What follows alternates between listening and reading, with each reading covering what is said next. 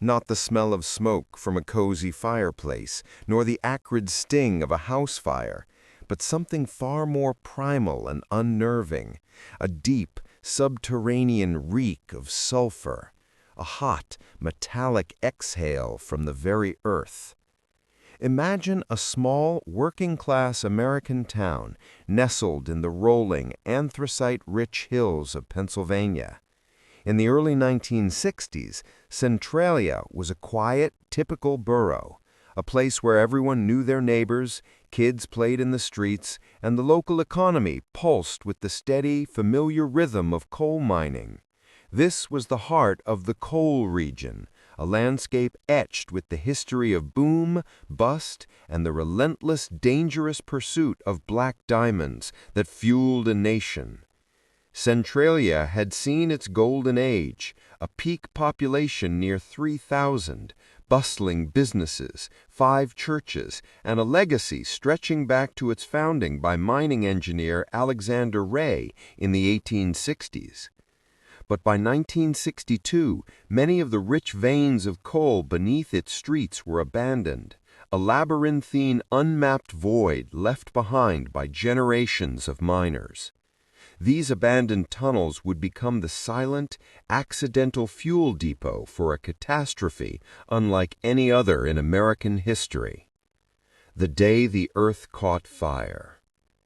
The year was 1962.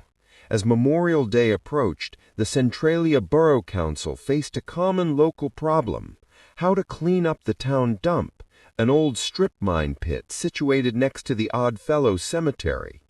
It was routine practice to clear the accumulating waste by setting it on fire, letting it burn for a short time, and then smothering the flames with dirt. This was no ordinary fire.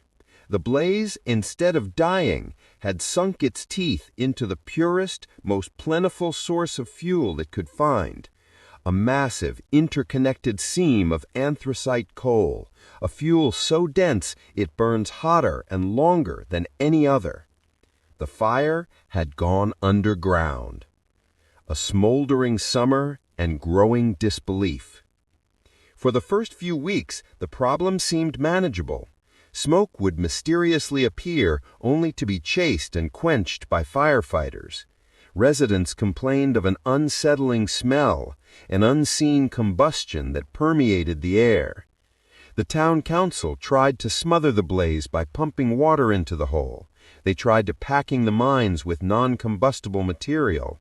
Each time, they were met with failure.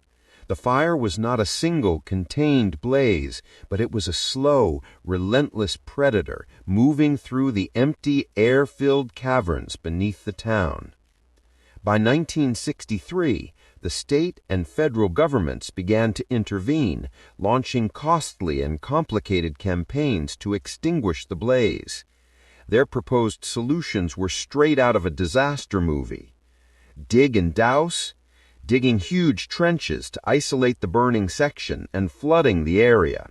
This was attempted, but proved too expensive and difficult in the unstable, collapsing terrain. Trench and barrier, a modified plan to create a large trench and fill it with a non-flammable fly ash barrier. This too was abandoned after cost estimates soared to nearly $4 million, a staggering sum for the time. Grouting, injecting millions of gallons of a watery, cement-like slurry into the mine voids to flood and seal the burning coal.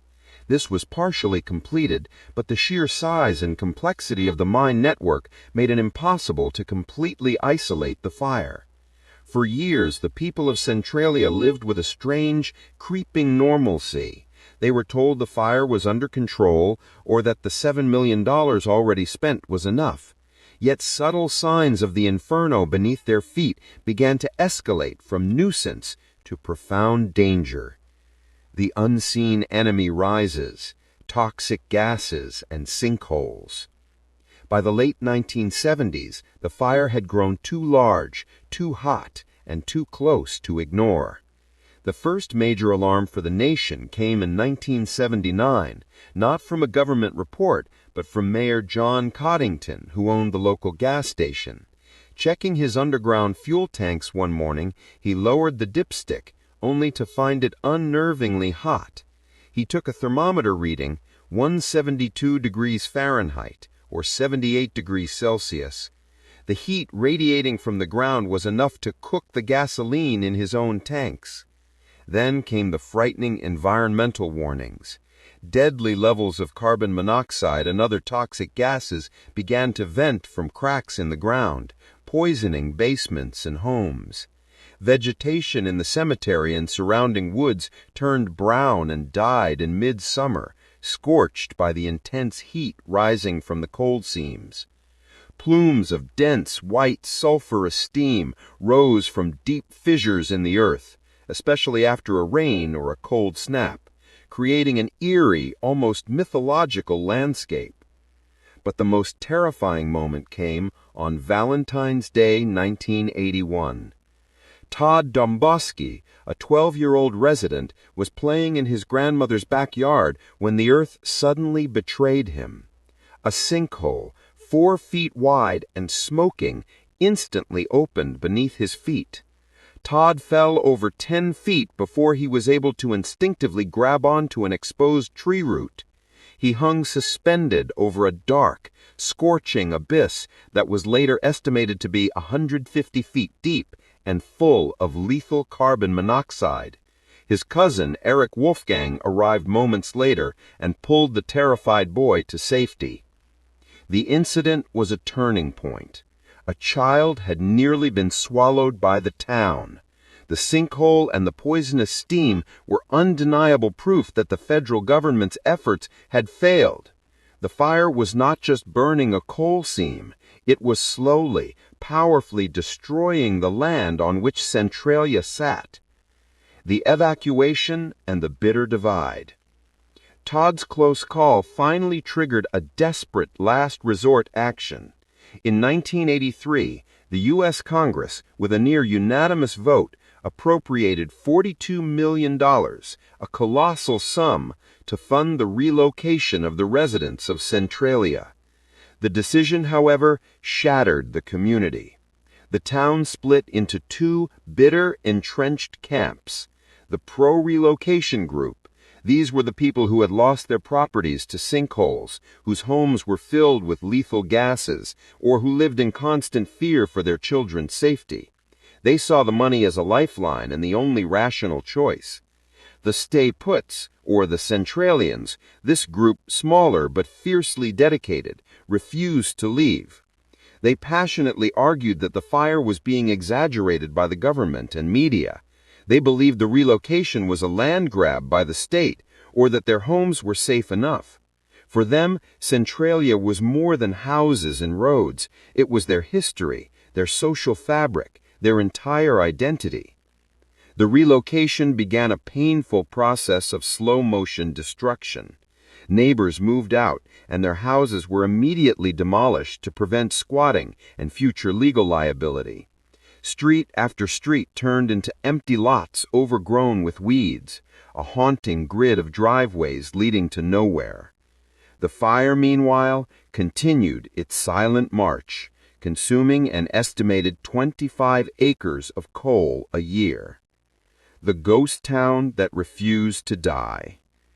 By 1992, Pennsylvania Governor Casey exercised eminent domain on all properties in the borough, effectively condemning the entire town.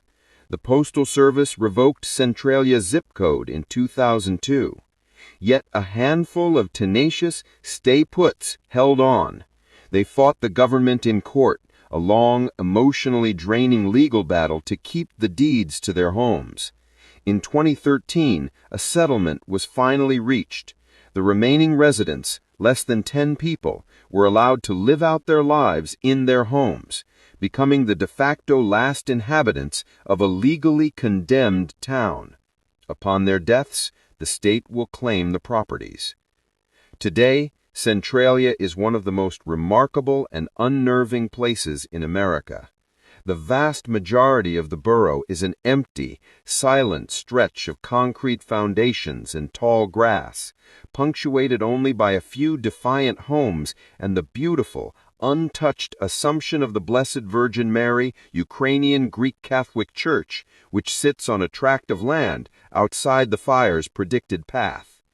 Most famously, the fire also led to the abandonment of a section of Route 61, the main highway through the town. The ground underneath the asphalt began to shift, crack, and buckle from the heat, making it too dangerous to drive. The road was closed in 1993, and over the years, the abandoned, heaving pavement became a temporary, unofficial roadside attraction known as the Graffiti Highway, covered in layers of spray paint, an apocalyptic canvas for artists and curiosity seekers. Although in 2020, a private company eventually covered the road with dirt to deter trespassers.